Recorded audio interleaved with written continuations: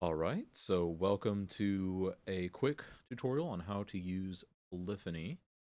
So I go and log in on this today. Super secret password, of course. There are some alternative login options that you can add in later.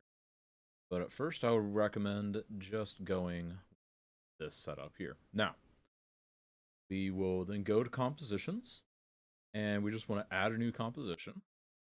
And I want to add a composition, Polyphony number, yeah, we'll do that.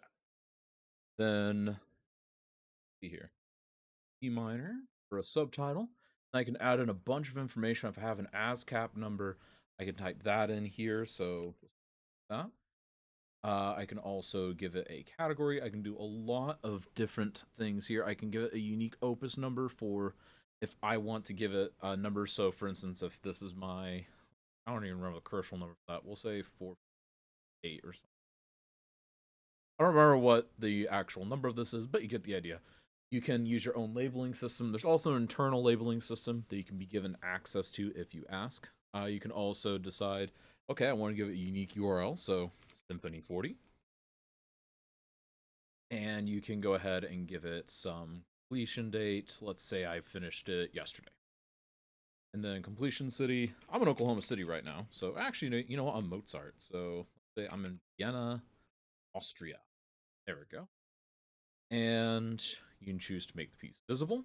And then if I have a recording, I can post that here if it's within Polyphony. There's a SoundCloud link for if you have SoundCloud linked through it. I don't recommend using this anymore though because SoundCloud keeps changing their embed system, and this is actually going to be depreciated in a future version of Polyphony unless they change that. The YouTube embed link, this is the same as the above. You just take your embed link from YouTube and pop it in there. And then scores, if you have any scores, you can upload it here. And you can go ahead, if you use ISU, you can put that in as well. And then you can add an ensemble instrumentation. Let's say it's for orchestra. Then symphony, orchestra. Beautiful. Go ahead and save changes to that. And check this out. Now we can actually edit our symphony, and we can even start adding some sales categories, things like that. This is stuff that you can be introduced to later if it's something that you are interested in. You do have to opt into this. That's why you can't just create a product by yourself and have a sales link and all that. In fact, the online sales link, this is for things like if you have, for instance, uh, if you use Gumroad, or if you use things like Bandcamp, or if you want to put it on something like, say, SMP Press, this is what you would use, this online sales link. It creates a link right on the page, and I'll show you how it looks here in a moment on a live website. So let me go ahead and show my Polyphony, or at least one of them. So if I go ahead and pull up my tab, you can see I've got a lot more stuff up here. Don't worry about that.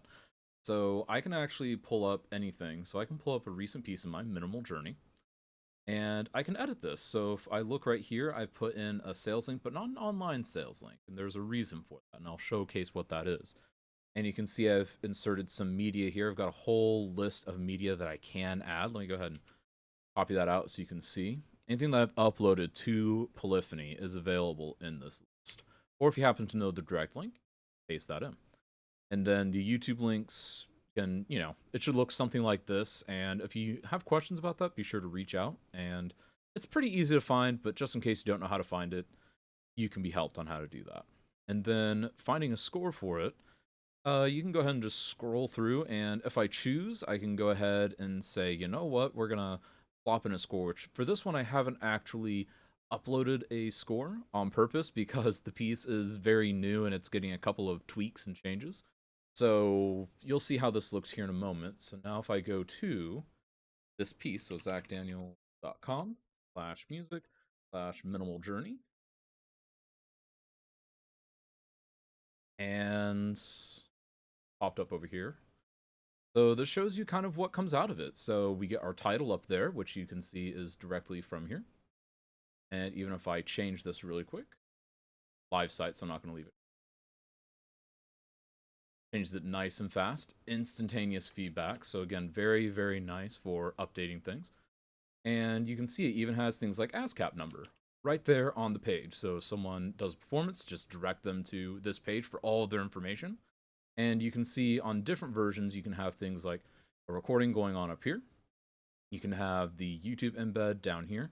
My sound got disabled by a cat, so I need to plug that back in so it'll actually work. But there are also options over here that I have for purchase.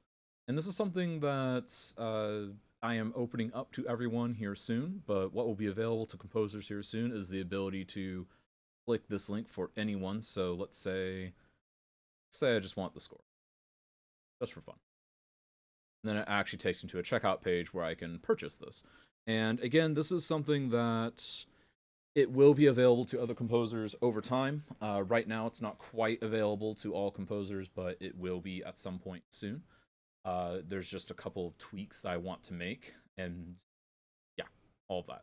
Anyway, so if you have other pieces, you go to music. So here are some other examples of some pieces that you can do. So if I go down to something like, let's say, Tinkerer, this piece is getting played soon. So, for instance, this piece getting played here soon, it's, I just directed the ensemble director to this page, and they were able to go over here. They were able to buy the piece.